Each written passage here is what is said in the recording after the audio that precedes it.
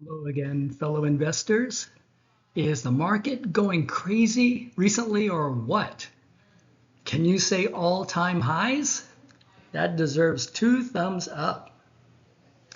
Hey, before we continue on with investing, wanted to first express the disclaimer. The information in my videos in no way constitutes financial advice. The information presented is for educational purposes only.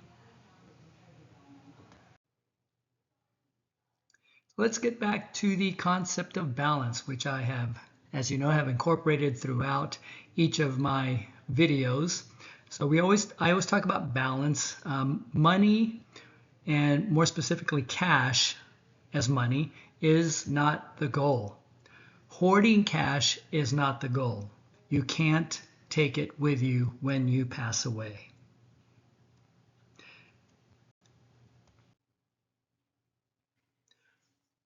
What money truly is it provides you freedom and fulfillment. Those are the real goals of investing. It provides you time to do what you want to do. You no longer need to work.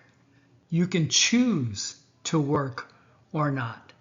That's what investing and money essentially is providing you. The main focus as we move forward is going to be investing in stocks. So let's continue. Let's start with a simple question. What is stock? Anyone?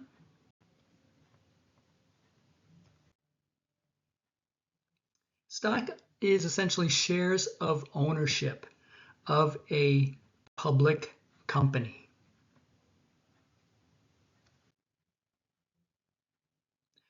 What does the term IPO mean?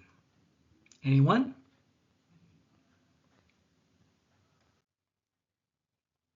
IPO stands for Initial Public Offering. When a company goes public, shares of ownership are now traded publicly.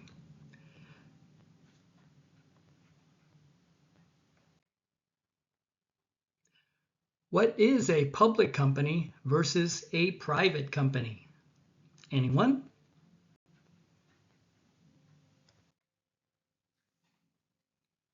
Public company shares are traded on the open market. Private companies can have shareholders, but shares are not traded on the open market. Therefore, they are then classified as a private company.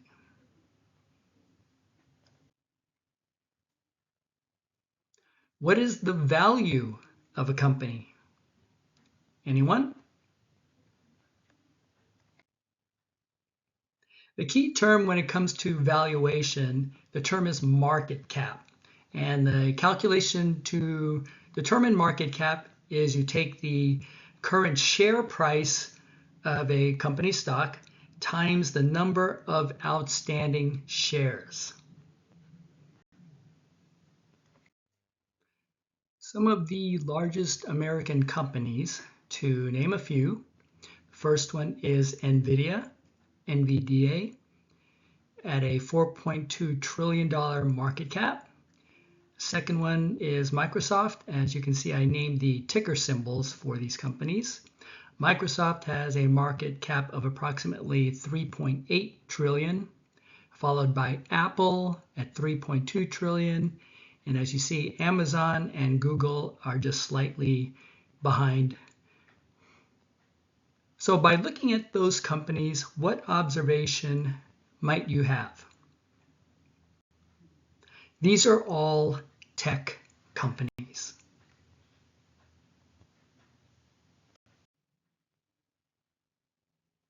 Okay, let's touch on the difference between a full service and a discount broker. Full service broker versus a discount broker. So a full service broker, they provide investment advice for a fee.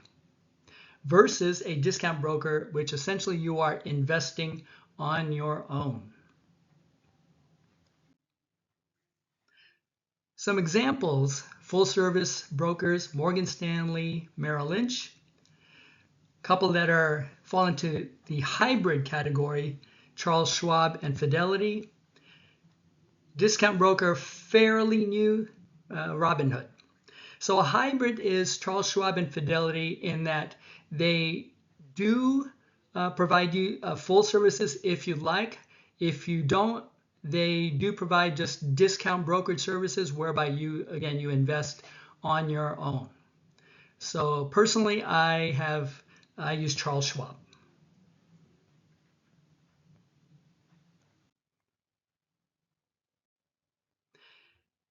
Next, we'll touch on the different types of investment accounts.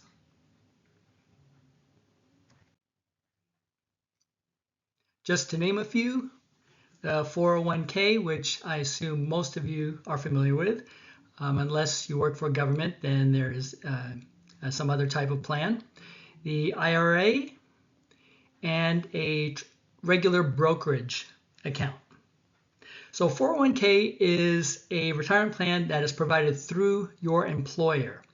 You may have a self-directed option in your company 401k whereby you then have the ability or capability to invest on your own. An IRA is broken down into two types, a traditional IRA and a Roth IRA.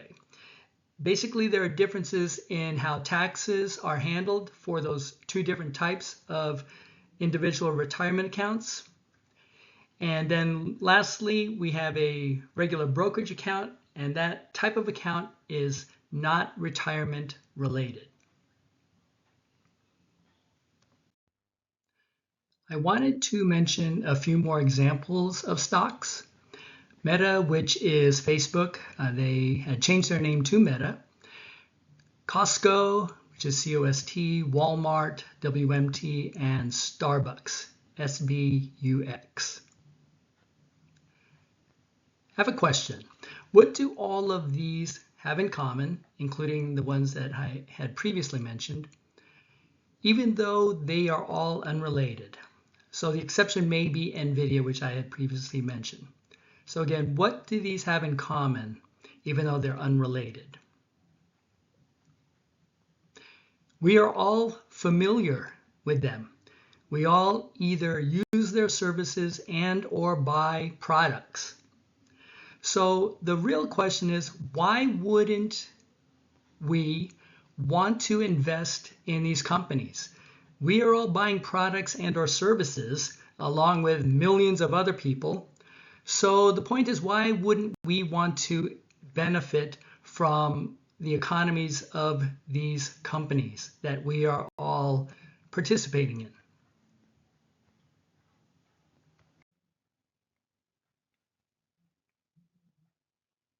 Some examples of mutual funds, just to name a couple.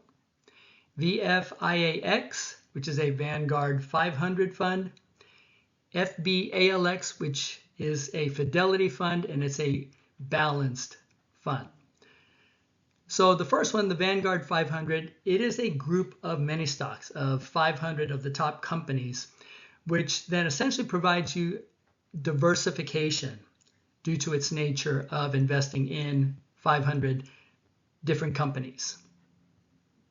The Fidelity Balanced Fund includes both stocks and bonds to give you even more diversity in that particular mutual fund.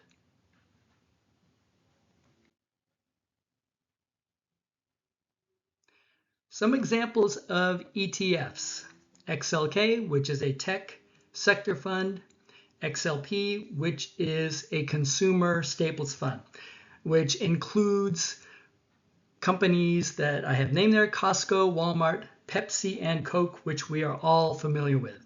Consumer staples essentially meaning products that we buy on a regular basis.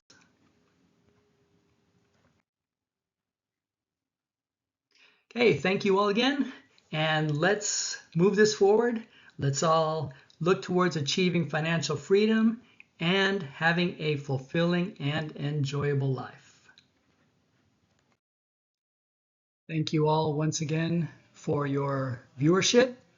If you could like, share, and or subscribe, that would be greatly appreciated. So let's move this forward and look forward to seeing you on my next video.